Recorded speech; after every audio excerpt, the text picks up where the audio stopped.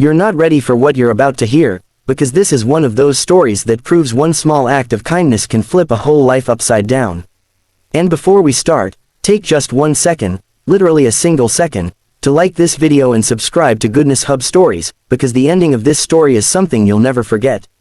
It began on a foggy Tuesday morning when 34-year-old Ethan Parker, a single dad of 2, dragged himself out of bed after a sleepless night.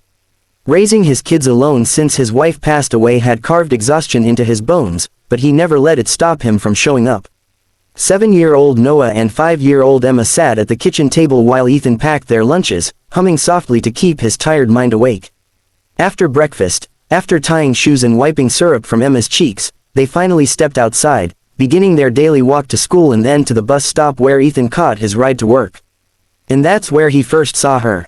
Sitting on the cold concrete bench, hugging a thin jacket around herself, head lowered as if she carried the weight of the sky. A young woman, alone, pale, trembling, her hair messy like she'd slept outside. And yet her eyes, when she briefly glanced up, held a kind of deep, quiet pain that made Ethan slow down without even thinking. For days he walked past her. And every day she sat there exactly the same way, as if the world didn't notice she existed. Not begging, not asking for anything, just sitting, frozen in thought. Something in Ethan wouldn't let him ignore her anymore. On the 4th morning, he stopped. "Hey, are you okay?" he asked softly. The woman blinked, startled, then nodded weakly. But she wasn't okay. She was shivering. Her lips were cracked from cold. Ethan took a breath, reached into his bag, and handed her the extra sandwich he always carried in case his kids got hungry. "Please eat this," he insisted. She hesitated, like she wasn't used to being offered anything. Then she whispered, "Thank you," in a voice barely strong enough to carry its own breath. After that day, it became routine. Every morning, Ethan brought her something warm, tea, a muffin, a scarf, a pair of gloves Emma outgrew, even an umbrella when it rained. She always accepted with quiet gratitude, always sitting at the same spot, always wearing that broken expression that made Ethan feel she'd survived something unimaginable. Eventually she told him her name, Leah. She didn't say much else. She didn't talk about family, or work, or where she slept at night.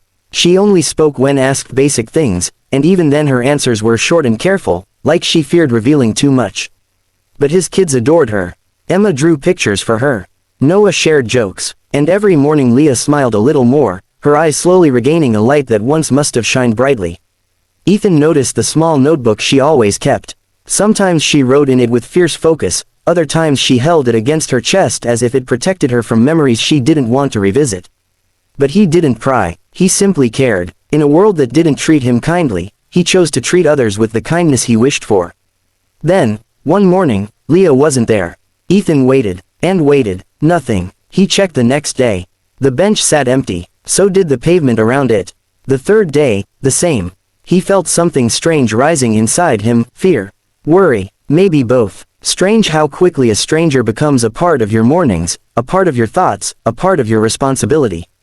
For a week, she didn't show up. And then everything changed. Ethan was at work in the small community center where he cleaned floors and repaired whatever broke. It wasn't glamorous, but it paid the bills just enough to keep his kids fed. That morning, as he swept the hallway, the front doors opened. And in walked 4 massive bodyguards in black suits. Behind them, a sharply dressed woman holding a leather briefcase. Everyone in the center froze. The guards scanned the lobby like they were protecting royalty. Ethan blinked in confusion, stepping aside. The woman approached the front desk and asked loudly, "I'm looking for Mr. Ethan Parker." The entire staff stared at him. Ethan raised his hand slowly. That's me." All eyes shifted to him, including the bodyguards. The woman walked toward him with a professional yet gentle expression. "Sir, I'm Attorney Delaney Brooks. I represent Ms. Leah Hart." Ethan's jaw tensed. "Leah, is she okay?" The lawyer offered a small smile. "She's more than okay. She requested that we find you immediately." Before Ethan could speak again, one of the bodyguards handed the lawyer a sealed folder. She opened it, then looked at Ethan.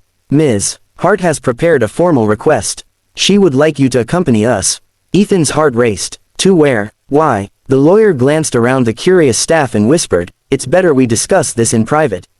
The guards formed a protective circle around him as they walked him outside to a black luxury car parked beside the sidewalk. Ethan had never sat in anything so clean, so silent, so expensive. His calloused hands looked out of place on the leather seats. The lawyer folded her hands. Ethan, you deserve the truth. Leah Hart is not homeless. She's not helpless. And she is certainly not who you think she is. She slid a photograph across the seat. Ethan picked it up slowly, and felt the air leave his lungs. It was Leah, clean, confident, radiant, standing on a stage accepting an award with cameras flashing around her. This, Ethan stuttered, this can't be her. The lawyer nodded. It is. Leah Hart is one of the wealthiest and most influential philanthropists in the state. Her family owns multiple foundations, real estate holdings, and corporations. She has been internationally recognized for her humanitarian work. Ethan stared, stunned beyond words. Then what was she doing at a bus stop looking broken? The lawyer sighed. After a devastating personal betrayal and the sudden loss of her brother, she stepped away from her world. She wanted to disappear, to feel human again, without fame, without pressure, without money surrounding her every move. She chose that bus stop because it allowed her to observe life quietly. She didn't expect anyone to approach her, until you did. Ethan swallowed hard. I just helped because she looked like she needed someone. The lawyer's gaze softened, and you were the only person who did. The car turned into a private driveway leading to a breathtaking mansion, tall marble pillars, grand windows, and a garden more vibrant than anything Ethan had ever seen. He stepped out nervously. The doors opened, and there she was. Leah, clean hair, beautiful dress, eyes no longer tired, but shining. She approached him slowly, emotion trembling in her voice. Ethan, I'm sorry I left so suddenly. Ethan shook his head, confused, overwhelmed. Why bring me here? Why the lawyers? The guards? What is happening? Leah took a shaky breath. Because you saved me in a moment where I thought my life had no value. You helped me without knowing who I was. Without expecting anything. Without judgment. I've met thousands of people with wealth and power, and none showed the kindness you did. Then she handed him the notebook, the one she guarded every morning. Ethan opened it. Inside were pages of writing.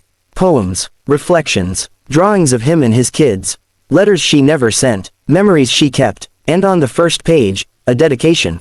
To Ethan Parker, the man who reminded me that kindness still exists. Ethan's throat tightened. Tears pressed against his eyes. Leah, I didn't do anything special. You did for me, Leah whispered, wiping her own tears. And I want to help you now. The lawyer stepped forward with a document. Mr. Parker, Ms. Hart has legally arranged a trust fund for your children's education and a renovated home under your name. She wants you and your kids to never worry about stability again. Ethan stumbled backward. No, I can't accept this.